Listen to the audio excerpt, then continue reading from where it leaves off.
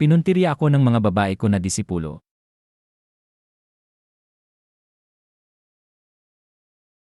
Sinabi ni Empress Xiao Qingmi, Geth.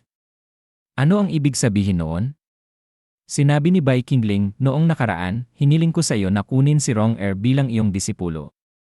At sa loob lamang ng maikling 100 taon, si Rong Er ay nakultiba bilang ang kilalang embroidered-faced saintess. Sinabi mo rin noon na kung sakaling mayroon kaming problema, maaari kaming pumunta sa Demon Empress Palace anumang oras. Ngayon, mayroon talagang isang matinik na problema. Narito si Qingling para humingi ng tulong sa kanyang minamahal na ate. Nag-excite si Empress Xiao Qingmi at sinabi, Ayo, ano ba talaga ang nangyari sa'yo? Habang hinawakan niya ang ulo ni Bai Qingling, patuloy niyang sinabi, halika agad sa mga yakap ni sister at sabihin mo sa akin ang lahat ng dahan-dahan, habang isiniksik niya ang mukha ni Bai Qingling sa kanyang malaki, malambot na dibdib. Sinabi ni Empress Xiao Qingmi, sa pag-iisip, ito ba ang matured form ng innate formless demonic body? Tignan lang ng mortal eyes, ikaw pa rin ang parehong maliit na bata noon. Bigla nawala si Bai Qingling. Sinabi ni Bai Qingling, subukan nating manatili sa paksa, mabuting kapatid. Sa Demon Alliance Assembly na ito, may isang tao na nagpaplano laban kay Qingling. At ang taong iyon ay walang iba kundi ang tagapagpasimula ng assembly, si Ji Taimi. Nalito si Empress Xiao Qingmi, sinabi, Ji Taimi. May lakas siya ng loob. Tumugon si Bai Qingling, sa simula ay wala, ngunit ngayon may isang tao na sumusuporta sa kanya. Matagal nang nagpasakop si Ji Taimi sa Ethereal Cloud Palace at naging isang paon ni Muxinlan. Sinabi ni Empress Xiao Qingmi, ang matandang bruha na iyon. Walang sense of martial honor. Sinabi ni Bai Qingling, Empress Yin, magyaring kumalma. Ang pinakamahalaga ngayon ay kung paano tumugon. Sinabi ni Empress Xiao Qingmi, tumutugma. Tumutugma sa layunin ng matandang bruha na iyon na makita kang patay. Kung ito ay bago ako ikinasal sa Demon Emperor's Palace, magiging simple lang. Ngunit ngayon nag-isip si Bai Qingling sa kanyang sarili, mukhang hindi makakagalaw si Empress Yin mismo. Nagpasok ba ang Demon Emperor at Empress Yin, dalawang Tribulation Stage powerhouses, sa ilang uri ng mutually restraining pact? Sinabi ni Bai Qingling kung gayon. Kikilos na lang ako mag-isa. Nagulat si Empress Xiao Qingmi. Ipinahayag ni Bai Qingling, hindi ko kailanman papayagan na magtagumpay si Muxinlan. Kung tungkol sa ulo ni Ji Taimi, iaalay ko ito bilang isang war banner kapag umangat ako sa posisyon ng Alliance Leader. Tinuro ni Empress Xiao Qingmi si Bai Qingling at sinabi, plano mo bang gawing kaaway ang lahat ng 7 demonic sects? Huwag kang magiging malikot. Biglang hinawakan ni Bai Qingling ang kanyang malalaking kamay at sinabi, hayaan silang lahat na dumating. Sa pinakamarami, maghuhukay lang tayo ng ilang karagdagang libingan. Sa itaas ng 9 netherworlds, sa ilalim ng tribulation, walang sinuman na hindi ko kayang patayin, ako, si Bai Qingling. Xiao Qingmi, namula siya, at agad siyang umibig kay Bai Qingling. Sinabi niya, kaya balikan natin ang orihinal na tanong, paano mo gusto kong tulungan sa iyong kultibasyon?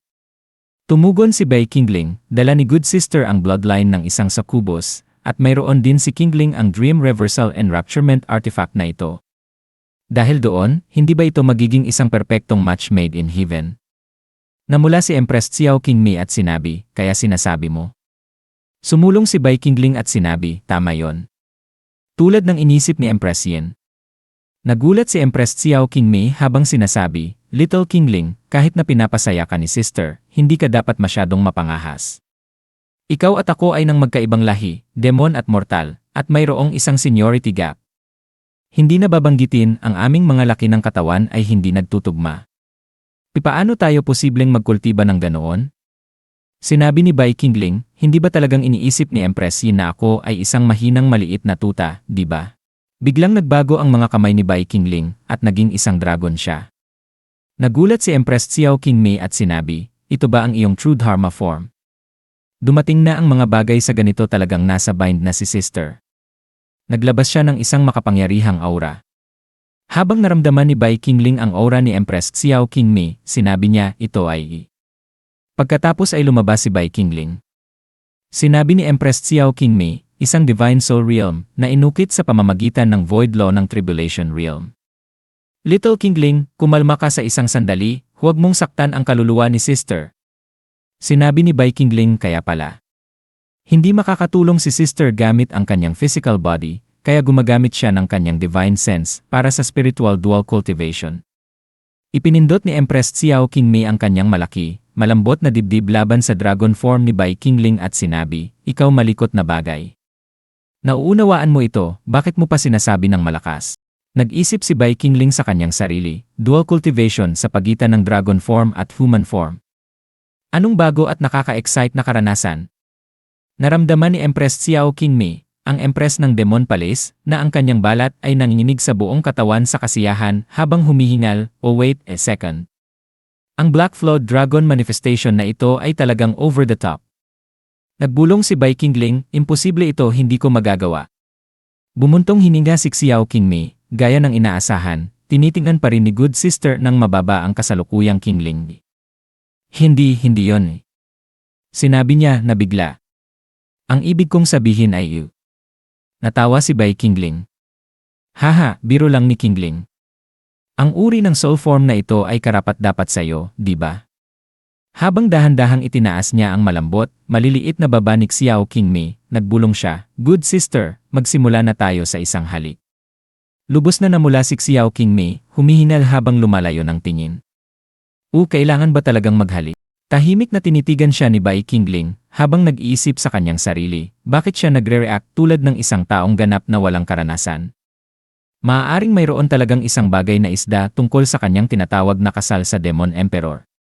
Anuman. Mag-iisip ako ng higit pa pagkatapos nito. Nang walang babala, siya ay sumandal at nagnakaw ng isang halik mula sa malambot na labi ni Xiao Qingmei. Nagulat siya ng patago. Ang feeling na ito naramdaman niyang kumikilos ang kanyang puso sa init at nagbulong ng tahimik, "Kung nag-touch kami physically sa totoong mundo, marahil hindi rin masama." Makalipas ang ilang sandali, nag-ungol si Bai Qingling sa kanyang sarili, kahit ang aking kaluluwa ay nagsisimula ng makaramdam ng pagod." Bigla, lumitaw ang isang abiso ng system, kasalukuyang puntos, 250,000 puntos. Nakangiti si Bai Qingling, "Buti na lang, sa wakas ay stabilized na ang aking kultibasyon sa peak ng nascent soul stage." Sinikipan niya ang kanyang kamao. "Ang aking innate demonic art, Heavenly Demon Dragon Transformation Manual, ay matagumpay na nagising." Sa orihinal na laro, ang Unreachable Empress of Darkness, si Xiao Qingyan, ay lumalabas na ganito kapaki-pakinabang. Ngayong iniisip ko kung hindi namatay si Bai Qingling, tiyak na mas magmumukha siyang protagonist kaysa kay Xiao Chen. Habang patuloy na humihinal mula sa kanilang soul exchange, dahan-dahang humihinal si Xiao Qingmei, hahaha. Pagkatapos ay umupo siya, namumula ang mga pisngi, at humagis, "Denye. Ikaw brat, hindi ko naisipin na cute ka." Ngunit sa malalim na loob, kahit na may peak nascent soul cultivation siya, pinapaalala ni Bai Qingling sa kanyang sarili, "Kailangan kong hindi magpabaya bago ang iba pang 7 major demon sects. Tandaan mo iyon. Huwag kalimutan." Tiningnan niya siya ng malumanay. "Engan. Salamat, Sister Qingmei." Pagkatapos ay hinalikan niya ang kanyang malambot na pisngi. Eksena, Shura Hall Flying Boat. Nagsimangot si Saint Singer, umalis lang si Master, kasama ang babaeng higante. Iniwan ni Master si Singer, kasama ang Shura Hall couple. "Hindi na ako gusto ni Master." Biglang sinabi ni Han Jinyang, "Maliit na babae, ano ang iniisip mo?" "Iniisip mo ang iyong Master." Si Saint Singer, nakitang-kita ang pagkainis, sumagot ng biglaan, "Naku. Ako ang personal disciple ni Demon Lord Qingling mula sa Nether Lu Hall. Huwag mong subukang makipagchummy sa akin, Shura Hall brat." Ngumiti si Han Jinyang nang may pagkakaalam. CJ. Ang aking relasyon sa iyong Master ay napakalapit, mas malapit kaysa sa maaari mong isipin." Nagblink si Saint Singer. "Ano ang ibig mong sabihin? Ipaliwanag ng malinaw." Natawa si Han Jinyang, "Ikaw ay isang maliit na babae pa lang. Maliwanag, wala ka pang naintindihan." Pagkatapos ay nag-isip siya sa kanyang sarili, "Marahil hindi mo ma-imagine, ngunit matagal nang nahulog ang iyong Master para sa akin. Nagawa na namin." Maaari bang sabihin yon ni Huayuerong? Ang posisyon ng asawa ng Nether Lu Hall disciple ay bakante na ng maraming taon. "Ikaw ay hindi kay Huayuerong o sinuman, akin ka, kay Han Jinyang." Hinawakan niya ang malambot na mga kamay ni Saint Singer. "Ikaw ay si Sweet Singer, di ba? Narinig kong nawala mo ang iyong ina noong ikaw ay napakabata pa. Ngunit mayroon ka akong." Maaari kitang gabayan at palakihin tulad ng isang tunay na ina. Hindi ka na bata. Alam mo na ang mga batang babae ay dapat iwasan ang pagiging masyadong malapit sa kanilang mga father figure, di ba? Hindi mo maaaring umasa sa iyong master para sa lahat magpakailanman. Mas mahigpit na sinunggaban ni Sen Xinger ang kanyang kamay na bigla. Hindi. Gusto lang ni Xinger na manatili sa tabi ni master sa lahat ng oras. Sinabi rin ni master kapag siya ay natutulog, kailangang paglingkuran siya ni Xinger ng mabuti. Sinabi rin ni master na palaging may lugar para kay Xinger sa cold jade bed ng Blood Kitchen. Nag-freeze si Han Jinyang. Nanginginig ang kanyang katawan. At bumagsak siya sa sahig. Tumakbo si Ren Qianfan. Madam, ano ang nangyari? Tumingala si Sen Xinger na bigla. Ha? Ano yon? Lumulutang sa itaas nila ang isang malaking barko. Isang malaking flying boat mula sa main sect ng Hehuan sect. Sinikipan niya ang kanyang mga mata. Enan? Mukhang may isang tao sa deck.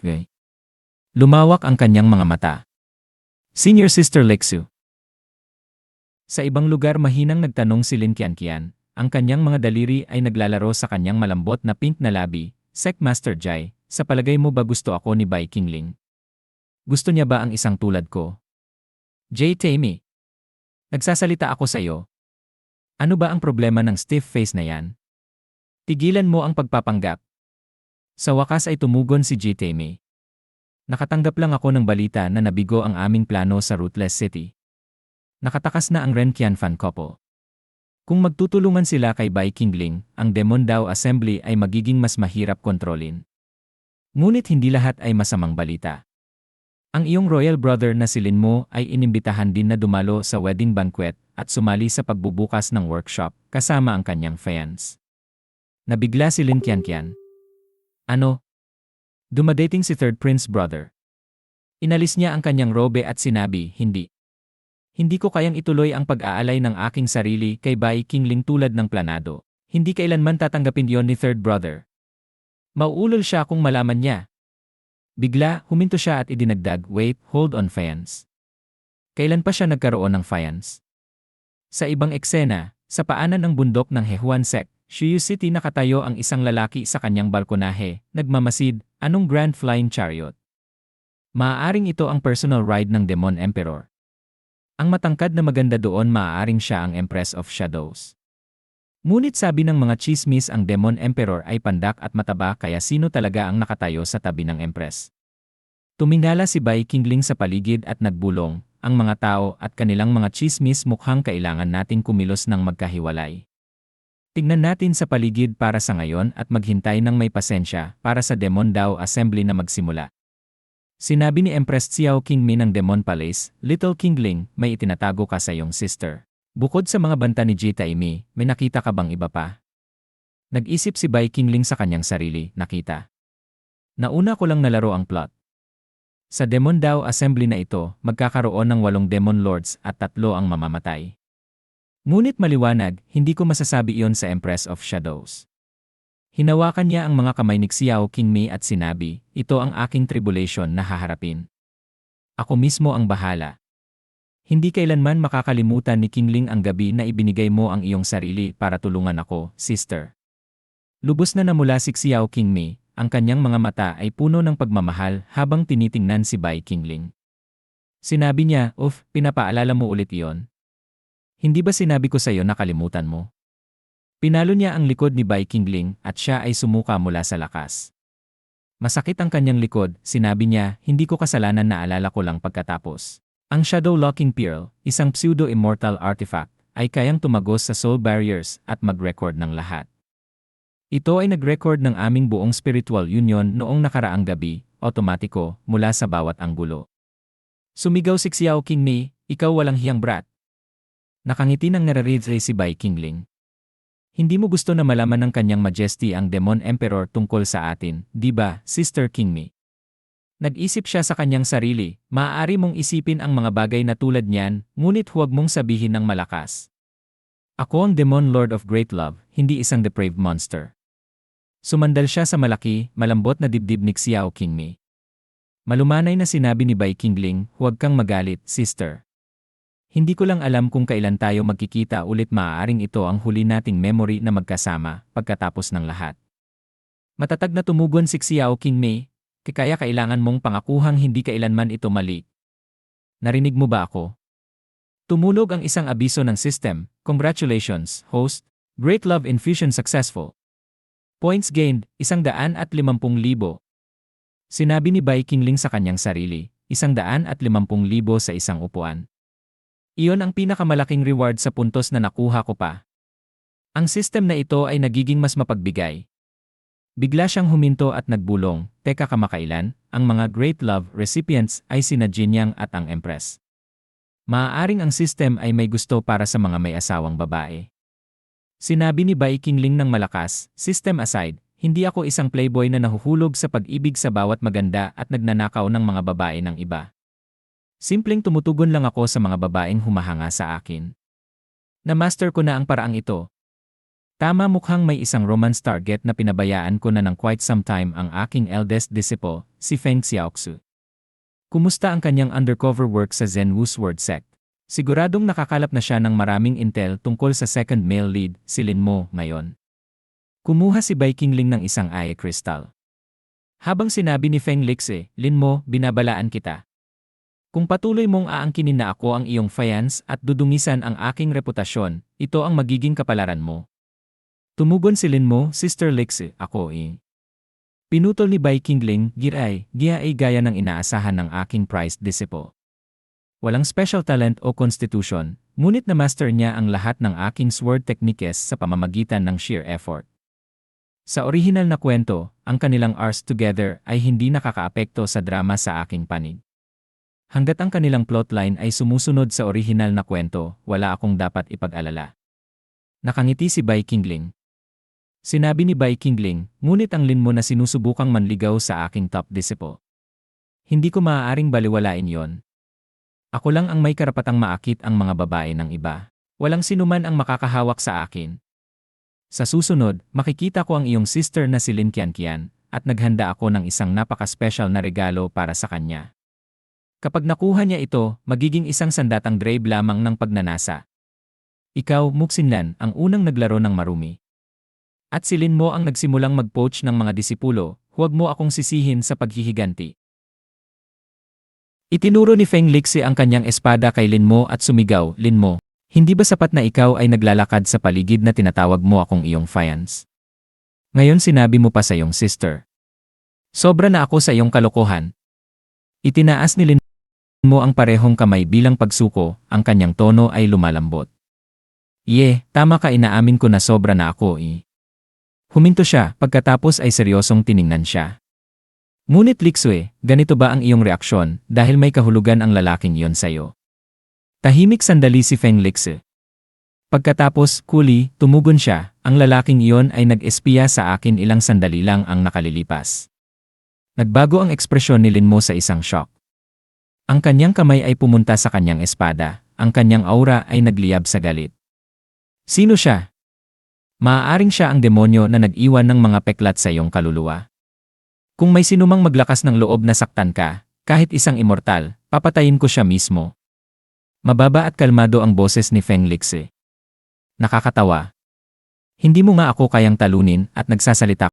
Ibinaling niya ang kanyang likod sa kanya, ang kanyang mga hakbang ay mabagal ngunit matatag. Makinig ka ng mabuti. Sumama lang ako sa iyo sa silangan para patayin si Bai Qingling. Huwag kang magbanggit ng anumang iba pa. At tigilan mo ang pagdudungis ng aking pangalan.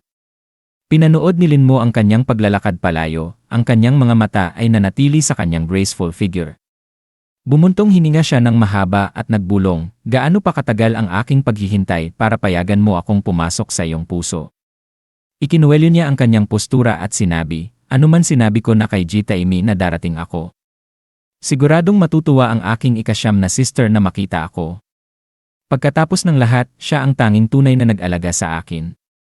Malaking reception hall, Hehuan-sek pumasok si Lin Mo sa malaking hall, kung saan siya binati ni Jita Imi ng bahagyang yumuko.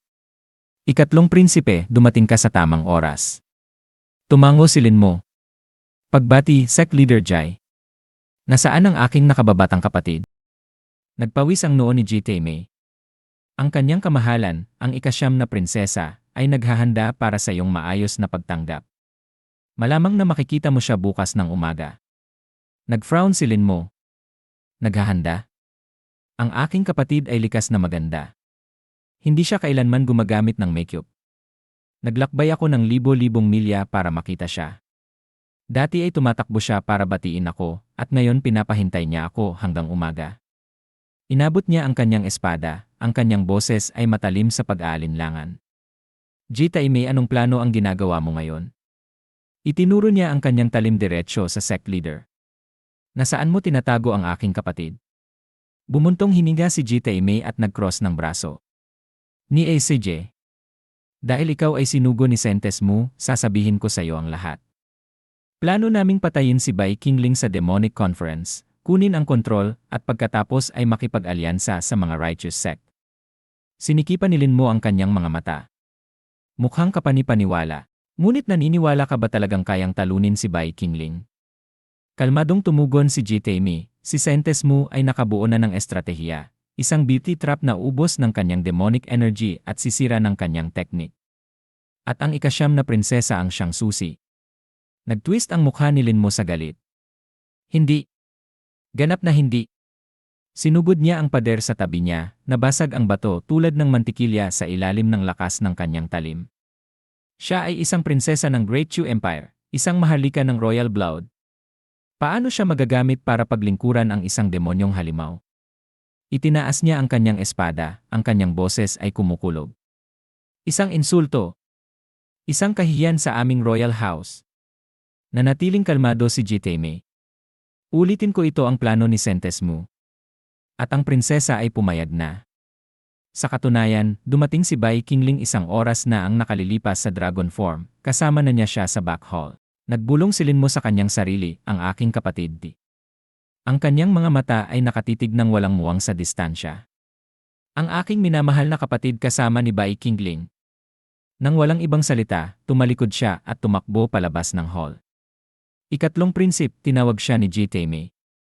Isang malayong kwarto, mababa na ang mga kandila, nakaupo si Bai Qingling sa malamlam na ilaw, ang kanyang tingin ay nakafix sa babaeng naka-veil sa harap niya. Ano ang hinihintay mo? Tanong niya ng malamig. Bilang konkibinetube ng Lord na ito, gusto mo bang alisin ko ang iyong veil mismo? Iginagalang kita ng isang concubine ceremony. Dapat kang magpasalamat.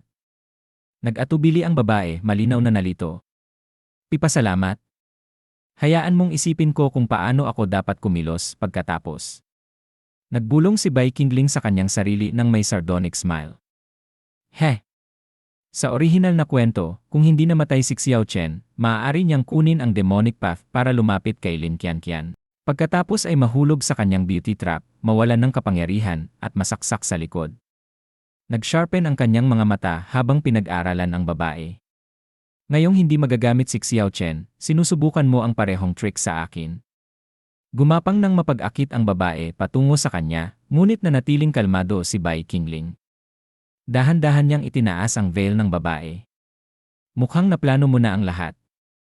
Namula si Lin Qianqian habang nakaupo ng tuwid malapit sa kandungan ni Bai Qingling, ang kanyang mga mata ay ibinaba, ngunit ang kanyang tono ay sinadya ng mapag-akit. Sinabi na ni Sect Leader Ji sa Lord na nais ni Qianqian na paglingkuran siya dahil sa dalisay na paghanga. Dahan-dahan siyang tumayo, hayaan ang kanyang eleganteng figura na lumitaw ng buo. Ang kanyang mga galaw ay malikhaing sinadya, ang kanyang boses ay balot sa seduction. Sana ay hindi tutol ang Demon Lord. Sa kanyang kalooban, ang kanyang mga iniisip ay nagliyab sa layunin. Lahat ay para sa kapakanan ng righteous path.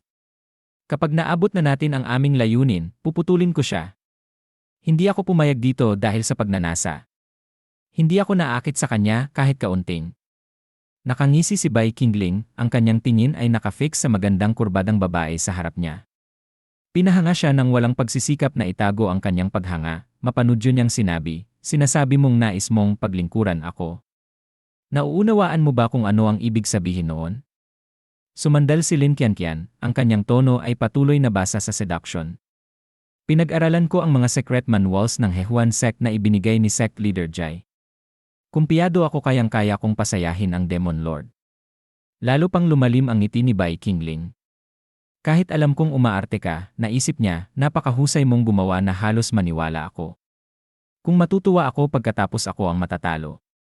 Bigla, lumipat ang kanyang tingin. Bahagyang nagsikip ang kanyang mga mata.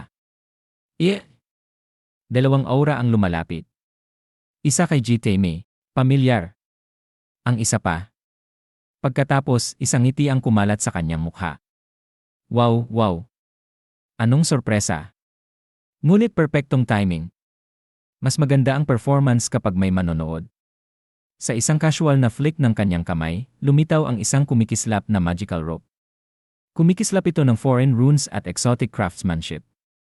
Tumayo siya sa harap ni Lin Qianqian, ngayon ay nagulat at namumula habang instinktibong tumapak pabalik at natumba sa sahig. Tumingin si Bai Qingling sa kanya mula sa itaas nang may masamang kislap sa kanyang mga mata. Kaya hayaan mong maayos kitang aliwin, Prinsesa Li. Itinaas niya ang lubid, ang kanyang enerhiya ay pumipintig. Magsimula na tayo sa exotic foreign binding art na ito.